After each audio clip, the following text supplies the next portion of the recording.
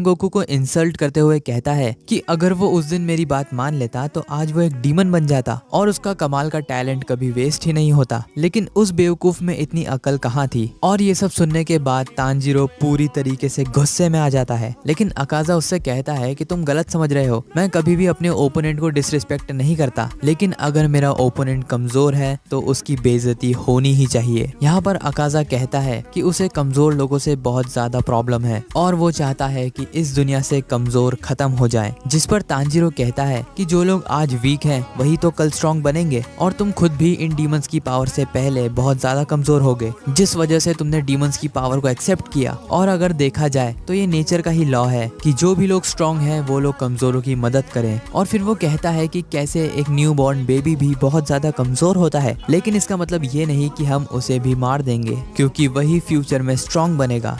जहाँ एक तरफ तांजीरो ये सारी बातें कह रहा था, अकाजा को बहुत ज्यादा गुस्सा आ रहा था और अकाजा को ये बात समझ आ ही नहीं रही थी कि उसे इतना गुस्सा क्यों आ रहा है, जबकि तांजीरो तो एक स्ट्रॉन्ग और वर्दी ओपोनेंट है, तो फिर वो उससे इतना चिढ़ क्यों रहा है। और तभी कोई अकाजा के कंधे पर हाथ रख देता है और कहता है कि वो लड़का बिल्कुल सही बोल रहा है, हर कोई शुरुआत में कमजोर होता है लेकिन बाद में वो सब ताकतवर बन जाते हैं। अकाजा ये सुनकर और भी ज्यादा इरिटेट हो जाता है और वो पीछे खड़े बंदे को पंच कर देता है, लेकिन उसके पीछे तो कोई खड़ा ही नहीं था। और तांजीरो ये देखकर कंफ्यूज हो जाता है कि अभी अभी उसने हवा में पंच क्यों मारा। फिर अकाजा बहुत ज्यादा गुस्से में कहता है कि तुम सच में बहुत ज्यादा इरिटेटिंग हो, और तांजीरो के ऊपर 1000 फ्लैशेस अटैक यूज कर देता है, जिस अटैक से पूरी जमीन बिखर जाती है। इस अटैक से तांजीरो बेयरली ही बच पाता है।